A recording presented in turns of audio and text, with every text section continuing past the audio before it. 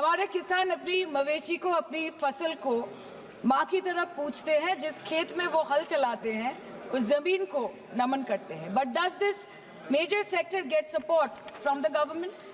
Sir, Indian agriculture supplies around 58% of India's livelihood and is a principal source of income for half of the population, accounting for 17 to 18% of the country's GDP. 70% of India's rural poor depend on livestock and farm animals. But does this sector get what it deserves?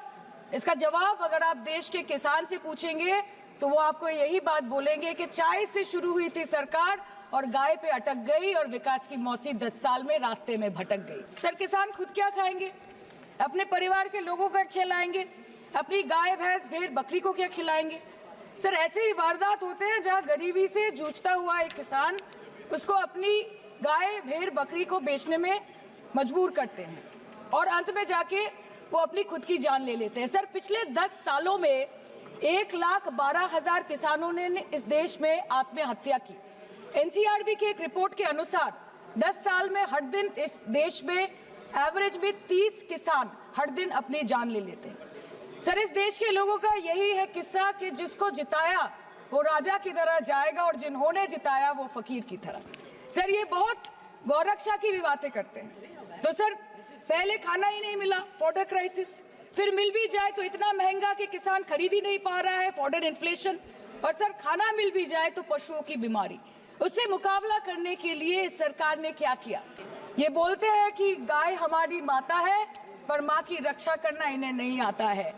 अध्यक्ष महोदय, हम सब जानते हैं कि इस ministry के अंतर्गत डेयरी भी आता है और भारत इस पूरी दुनिया में दूध के उत्पादन में नंबर 1 है, contributing to almost 24.46% of global milk production. आम आदमी के दूध, छाछ, लस्सी, दही, पनीर पर 5% की जीएसटी, क्रीम, कंडेंस्ड मिल्क, मक्खन, घी पर 12% की जीएसटी और अमीरों के हीरो पर सिर्फ 1.5% की GST.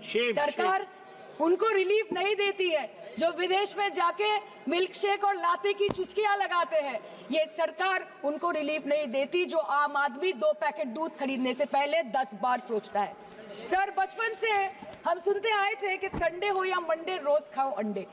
India rank 2nd in egg production in the world और अंडे का फंडा यही है सर कि भारत के बच्चों के किस्मत में महीने में एक अंडा नहीं मिलता। मिड डे मील के चलते हफ्ते में अगर एक आध अंडा मिल भी रहा था तो कहीं धर्म के नाम पे तो कहीं महंगाई के चलते उसे बंद करने की मांग उठ रही है। Sir, more than 50% children under the age of 5 suffer from chronic malnutrition in the country and roughly 17% children are underweight, and yet most BJP ruled states do not serve eggs in midday meal scheme. This is the example of Poshan Kal in India. Madam, मैं बस ये कहना चाहती हूँ कि इस BJP सरकार ने पिछले 10 सालों में इस देश के लिए क्या किया, उससे बड़ी तालिका बनेगी कि 10 साल में क्या क्या कर सकते थे पर किया नहीं। 2014 में जो किसान मोदी है तो मुमकिन है सोच के और अच्छे दिन के ख्वाब देख के बीजेपी को वोट दे रहा था, आज 10 साल बाद वो बोलता है कि मोदी है तो नामुमकिन है। शायद अभी वो किसान है भी नहीं। तो इसीलिए मैं बोलना चाहती हूँ कि समय बड़ा महत्वपूर्ण होता है अध्यक्ष महोदय और बड़ा बलवान। बंगाली में हम एक बात बोलते हैं कि समय गेले साधन होबे ना। इसका मतलब यही है कि अगर समय चला गया तो साधना नहीं होगी, अगर भक्त रूठ गए तो आराधना नहीं होगी। और 3 से 303 से 240 के आंकड़े बोलते हैं कि इस बार जो आप चले गए तो दोबारा लौटने की संभावना नहीं होगी। तो यही बोल के मैं अपनी बात खत्म करती हूँ। Thank you.